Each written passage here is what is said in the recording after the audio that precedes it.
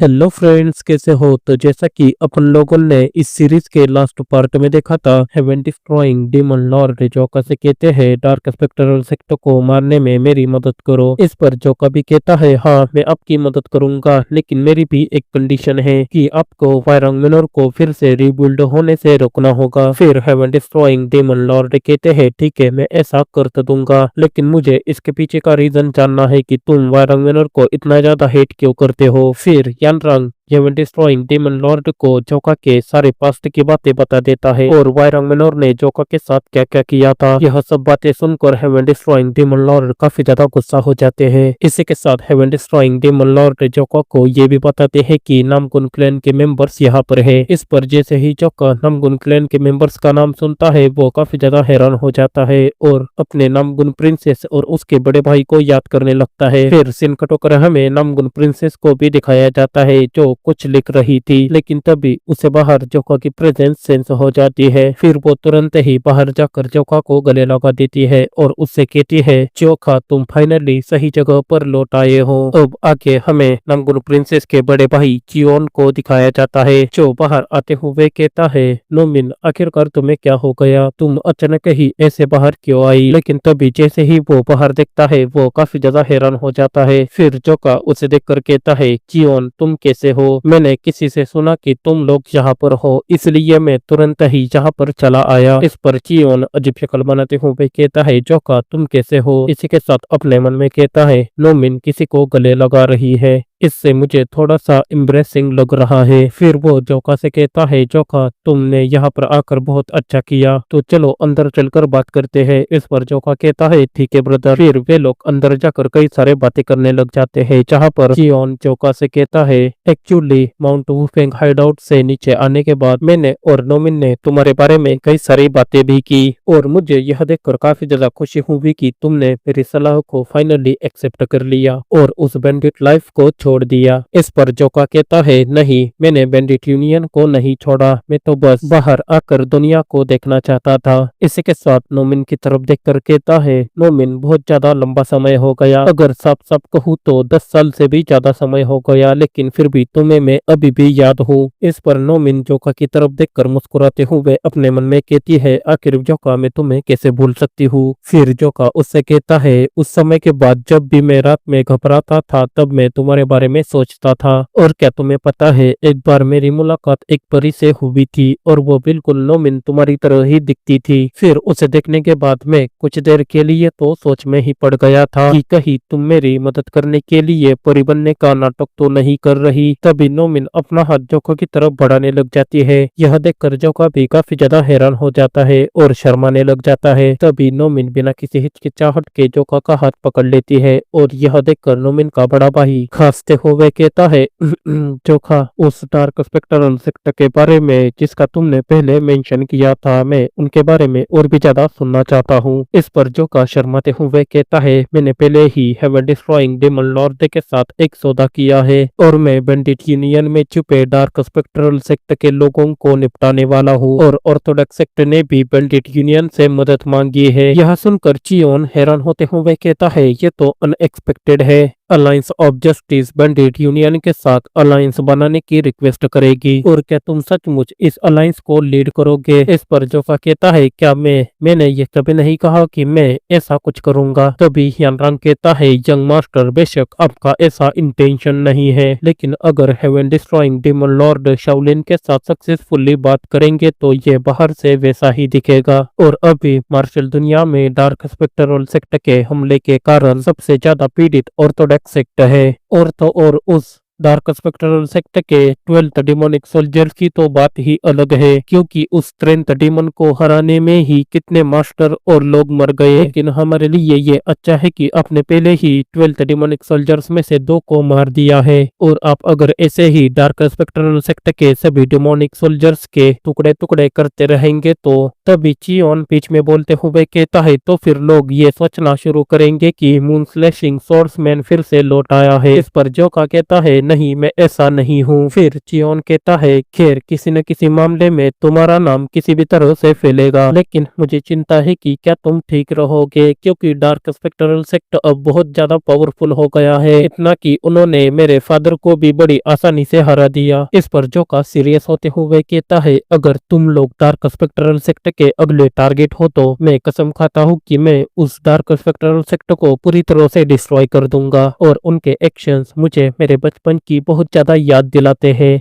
और वे लोग कमजोर लोगों को सिर्फ खतरा समझते हैं। लेकिन अब मैं पहले जैसा छोटा जोका नहीं हूँ जो बात बात पर घबराता था। इसी के साथ नोमिन का हाथ कसकर पकड़ते हुए कहता है, वैसे भी नोमिन ने मेरी 10 साल पहले काफी ज्यादा मदद की थी, और इसके बदले में अब मैं तुम सबकी और बाकी के सभी लोगों की मदद करूंगा, चाहे कुछ भी हो जाए। इस पर नोमिन फिर से मुस्कुराते हुए शर्माने लग जाती है। यह देखकर चियोन कहता है, हाँ तुमने बिल्कुल सही कहा। इसी के साथ अपने मन में कहता है, लेकिन इतना ज्यादा कसकर हाथ पकड़ने की क्या जरूरत है। तभी यानरंग जोका से कहता है, लेकिन young master, dark spectral sect के डिमोनिक सोल्जर्स की पावर्स आपको तो पता ही है कि वे लोग कितने ज्यादा पावरफुल है, और हम लोग उन्हें कम भी नहीं आंक सकते। पर बैंडिट यूनियन के मेन पोर्टल के रूप में आप बैंडिट यूनियन में उनके इन्फ्लुएंस को एक एक करके खत्म कर सकते हो, लेकिन अगर वे लोग आपके पीछे मल्टीपल मास्टर्स भेजने का फैसला करते हैं तो उन सभी को हराना आसान हो जाएगा, जो मॉन्स्टर बन जाते हैं। तभी नोमिन कहती है, मैं जोका के साथ जाऊंगी। यह सुनकर उसका भाई थोड़ा सा घबराते हुए कहता है, लेकिन नोमिन तुम्हारे कहने का क्या मतलब है, और तुम्हें अच्छे से पता है कि वहां पर कितना ज्यादा खतरा है। यह सुनकर नोमिन कुछ भी नहीं कहती और मुस्कुराते हुए जोका की तरफ देखने लग जाती है। इस पर जोका भी उसकी तरफ ही देखने लग जाता है और वो भी कुछ भी नहीं कहता, और वे लोग फिर से अपने हाथ को कसकर पकड़ लेते हैं। फिर यह सब देखकर यानरंग अपने मन में कहता है, आखिर यहाँ पर क्या चल रहा है। तभी सीन कटोकर हमें जेंगजाओ टावर का दिखाया जाता है, जहाँ पर कोई कहता है, जेंटलमैन्स तुम सभी को एक साथ देखना सचमुच मेरे लिए काफी ज्यादा होनर की बात है। इस पर मोंक कहता है, लाइमन सियोक, काफी ज्यादा लंबा समय हो गया, तुम तो पहले से भी काफी ज्यादा पावरफुल दिख रहे हो।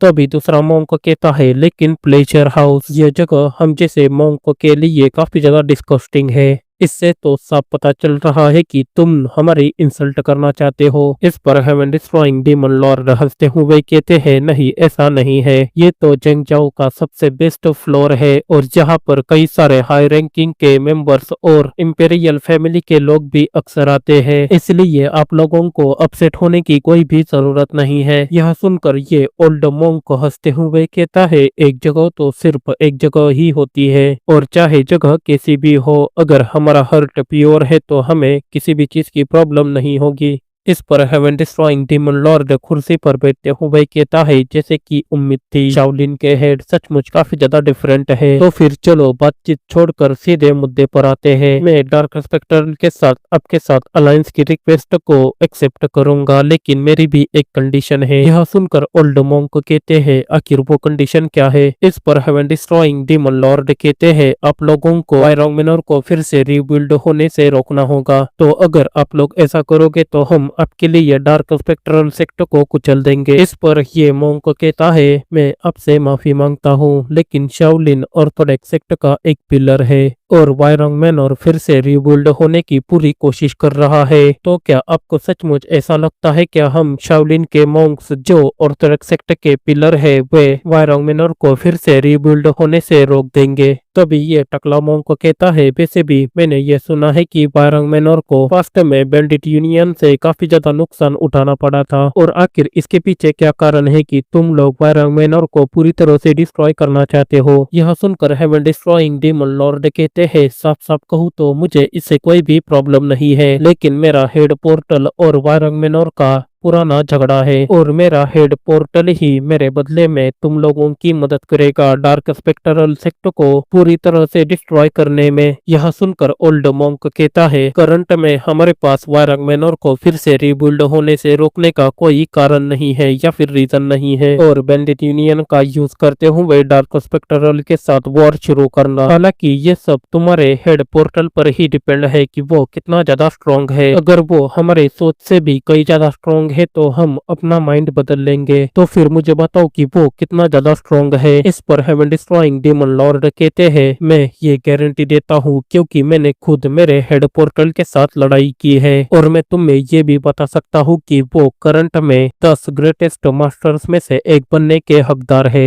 यह सुनकर ओल्ड मॉन्क कहता है, मुझे पता है कि तुम कभी भी फालतू की बातें नहीं करते। तभी कहानी सुनाने वाला कहता है, ऑर्थोडॉक्स सेक्ट को पहले से ही बहुत ज्यादा नुकसान उठाना पड़ रहा है, इसलिए उनके पास हेवन डिस्ट्रॉइंग डीमन लॉर्ड के कंडीशन को एक्सेप्ट करने के अलावा कोई भी चॉइस नहीं है और ये उनका decision alliance of justice headquarters में भेज दिया गया। इसके साथ हमें अलायंस ऑफ जस्टिस हेडक्वार्टर का सीन दिखाया जाता है जहाँ पर अलायंस लीडर लेटर लेकर बाहर आते हैं। तभी कहानी सुनाने वाला कहता है, टॉप 10 ग्रेटेस्ट मास्टर्स में से एक नामगुन क्लैन और वायरंग मिनर को पूरी तरह से डिस्ट्रॉय कर दिया है डार्क स्पेक्ट्रल सेक्ट के हाथों, और यहाँ तक कि ऑर्थोडॉक्स सेक्ट के स्कूल्स को भी पूरी तरह से डिस्ट्रॉय कर दिया है और इसी वजह से अब ऑर्थोडॉक्स सेक्ट कम्प्लीटली एक कॉर्नर में चला गया है। फिर उस लेटर को पढ़कर अलायंस लीडर बहुत ही ज्यादा सीरियस होते हुए कहता है, तो फिर उन्होंने आखिरकार यही डिसाइड किया है। तो गाइज मैं आपको बता दूं, ये अलायंस लीडर है जिनको लाइटनिंग ब्लेड कहा जाता है। तभी फिर से कहानी सुनाने वाला कहता है, मार्शल अलायंस लीडर ने डार्क स्पेक्ट्रल सेक्ट को डिस्ट्रॉय करने के लिए शाओलिन के डिसीजन पर एग्री कर दिया है, यानी कि अलायंस लीडर शाओलिन के डिसीजन से सहमत है। तो इसका मतलब ये है कि ऑर्थोडॉक्स सेक्ट ने बैंडिट यूनियन और चाओ सेक्ट को एक्सेप्ट कर लिया है और अपने प्राइड को त्यागना उनके लिए एकमात्र तरीका था सांस लेने का। फिर हमें हेवनली सॉर्ड सुप्रीम को भी दिखाया जाता है जिनके पास भी ये लेटर पहुंच चुका था कि अलायंस ऑफ जस्टिस ने बैंडिट यूनियन के साथ समझौता किया है। इसी के साथ हेवनली सॉर्ड सुप्रीम मुस्कुराते हुए कहते हैं, मुझे तो यकीन ही नहीं हो रहा है कि वो छोटा सा लड़का इस पूरे के पूरे अलायंस को लीड करेगा, और मुझे इस बात से भी हैरानी है कि वो छोटा सा बच्चा अभी तो कितना ज्यादा स्ट्रॉन्ग हुआ होगा। अगर अपॉर्चुनिटी आई तो मैं खुद उसे देखना चाहूंगा। देन सीन कट होकर हमें एक वीक बाद चेंगझोउ सिटी को दिखाया जाता है जहां पर हमें दो लोगों को दिखाया जाता है, जिनमें से मुझ वाला आदमी कहता है, मैं हेवनली स्वॉर्ड स्कूल से सियोल चासू हूँ। फिर दूसरा आदमी कहता है, मैं ग्यून सिक हूँ गोल्डन स्वॉर्ड सेक्ट से।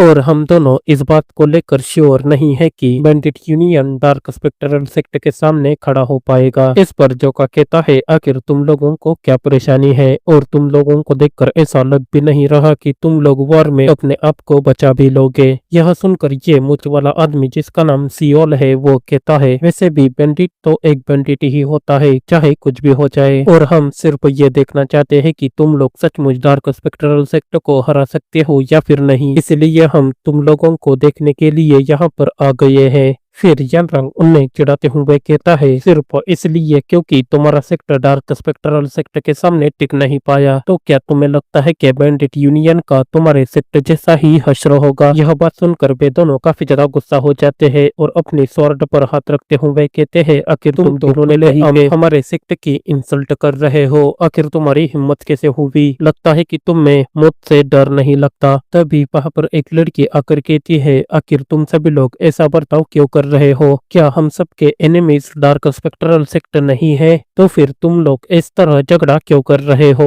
वैसे भी ये मोमेंट्स कितना ज्यादा स्पेशल है क्योंकि पहली बार ऑर्थोडॉक्स सेक्टर और बैंडिट यूनियन एक साथ मिलकर काम कर रहा है और मैं तुम सभी लोगों के साथ काम करने में बहुत ही ज्यादा एक्साइटेड हूँ। इसी के साथ ये लड़की सभी लोगों को ग्रीट करते हुए कहती है, मेरा नाम जिन सियोल हा है और मैं चानगिन सेक्टर से हूँ।